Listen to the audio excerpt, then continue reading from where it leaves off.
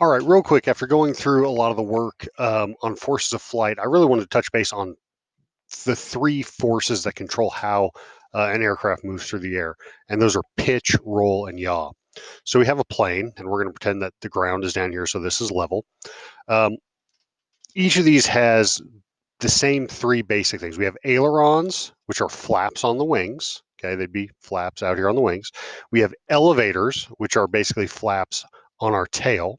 Okay, and then we have a rudder, which is a flap on our vertical tail. Okay, so when we talk about this and what that actually means, when we talk about pitch, that is the angle at which the plane is going up and down compared to the ground. So again, if the ground is flat here, it's how is it going up and down? And that's controlled by the elevators here.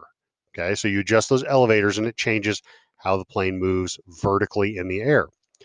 The second main force is going to be roll, and that's controlled with our ailerons.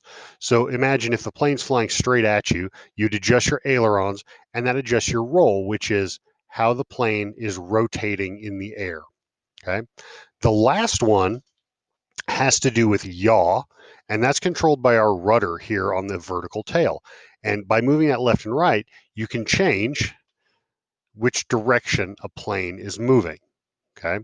So if it's flying through the air, adjusting this will change basically whether your plane is pointed left or right. It's the same thing as turning the steering wheel on your car. Okay. So those are those three forces of flight, the three directions that a plane can move in three dimensions. Okay. So pitch, making it go the angle up and down.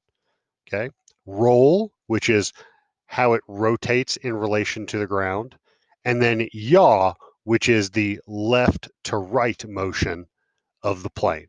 Okay, so remember, pitch, roll, and yaw are those three forces and three directions that change how a plane moves in three dimensions in the air.